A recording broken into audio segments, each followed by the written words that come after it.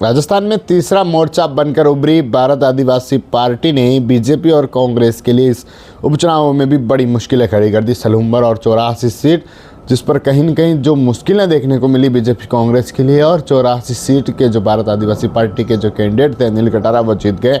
लेकिन सलूम्बर में भी उस समय तक मुश्किलें खड़ी होती रही जब तक अंतिम राउंड था। अंतिम राउंड में बीजेपी सिर्फ 1225 वोटों से जीती थी, यानी पहले राउंड से 21 राउंड तक भारत आदिवासी पार्टी के जो जितेश कटारा थे वह लगातार टक्कर जो है शांता देवी थी उसे देते रहे। यानी 1225 वोटों से जब अंतिम राउंड था, 22वां राउंड, उसमें जो भाजपा की जो शांता देवी है उसने जीत दर्ज की। कहीं ना कहीं अब देखें तो भारत आदिवासी पार्टी के 4 विधायक हैं जो इस समय राजस्थान में हैं, क्योंकि 84 सीट जो अभी अनिल कटारा हैं वह जीते हैं, बागीदोरा से जयकृष्ण पटेल जो जीते हैं, थावरचंद डामोर, उमेश, और ये चारों विधायक। और अगर क्योंकि जब अंतिम राउंड सलूम्बर का चल रहा था और उसमें 1200 से जो अधिक वोट हैं, उसमें जो बीजेपी की शांता देवी है उन्होंने जीत हासिल की, और उसके बाद जो बीजेपी के कार्यकर्ता थे उनमें भी खुशी देखने को मिली। यानी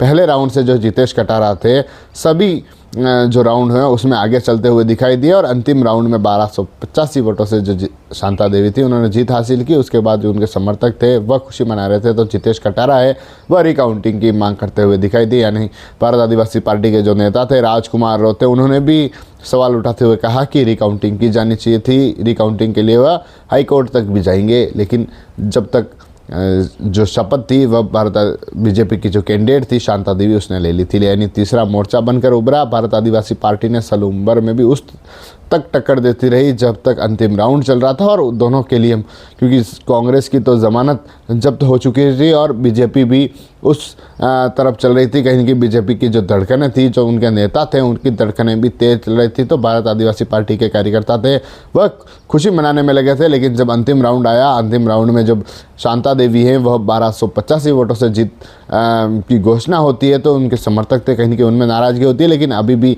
जो भारत आदिवासी पार्टी सबसे तीसरा मोर्चा बनकर उभरी है। 4 विधायक जो इस समय राजस्थान की विधानसभा से हैं, तो एक सांसद जो राजकुमार रोते, यानी 4 विधायक और एक सांसद, और तीसरा मोर्चा बनकर उभरी। और बीजेपी और कांग्रेस के लिए विधानसभा चुनाव हो या फिर उपचुनाव हो, दोनों जगह टक्कर देखने को मिली। तो एक जगह जो नरेश मीणा थे उनको भी पार्टी ने समर्थन दिया था। TV9 के लिए राजेश डांगी।